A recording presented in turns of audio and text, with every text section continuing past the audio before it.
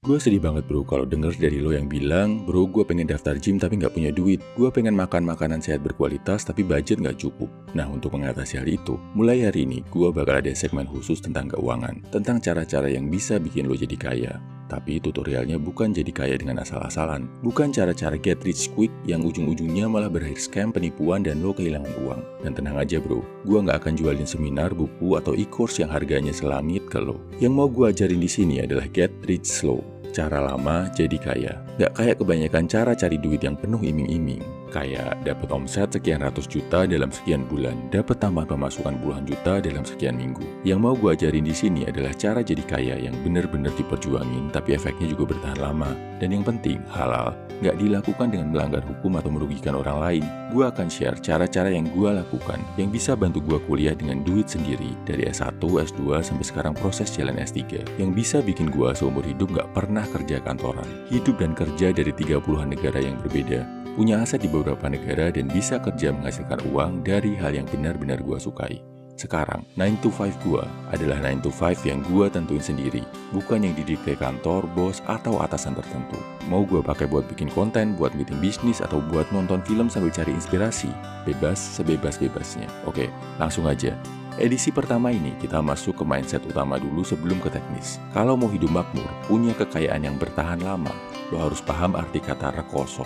Rekoso ini adalah kata dari bahasa Jawa, artinya menderita. Cowok itu wajib wani rekoso, gelem rekoso. Artinya, berani hidup susah, mau menderita. Yang menyedihkan dari anak-anak muda zaman sekarang, mereka takut sama penderitaan bro. Mereka ngelihat kalau hidup menderita itu aib. Kalau nongkrong bawa HP murah, itu artinya lo orang gagal. Kalau nggak punya kendaraan keren, itu artinya hidup lo nggak berhasil. Kalau nggak bisa healing, party, senang-senang tiap weekend, itu artinya lo pecundang. Karena mereka mendewakan kesenangan dan takut hidup susah, akibatnya banyak yang ngelakuin cara-cara instan buat jadi kaya. Nipu, nyolong, korupsi, jual diri, menyakiti orang lain, itu semua cuma sementara bro. Pasti endingnya bakal nggak bagus di dunia dan di akhirat nanti. Pria sejati ngelihat penderitaan, kesengsaraan sebagai bagian dari hidup yang menguatkan. Dia nggak takut menderita, nggak takut sengsara, nggak takut bersusah-susah dan kerja keras. Karena dia tahu, kalau dia ngelakuin itu semua dengan benar, dia akan dapat modal yang luar biasa di masa depan. Modal yang namanya keterampilan, koneksi, relasi positif, dan amalan baik. Nggak sekedar cari jalan pintas buat cari uang sebanyak-banyaknya, tapi fokusnya adalah upgrade kemampuan diri. Jadi kalaupun sekarang belum dapat uang banyak, kemampuan dirinya akan tetap berguna di masa depan. Sebagai gambaran, karir gue dalam mencari uang dimulai waktu gue SD kelas 6. Gue nerjemahin buku-buku seni rupa bahasa Inggris ratusan halaman, dibayar cuma Rp50.000. Dari skill bahasa Inggris masih nol banget, dari yang tiap kata harus nengok dan buka kamus. Kerja 3 bulan buat nerjemahin satu buku, dibayar cuma Rp50.000. Masuk kuliah, gue nulis ribuan artikel bahasa Inggris buat blog, sehari 4 artikel. Artikelnya manual, original, bukan hasil kopas atau pakai Google Translate. Satu artikel bisa 2-3 jam bikinnya.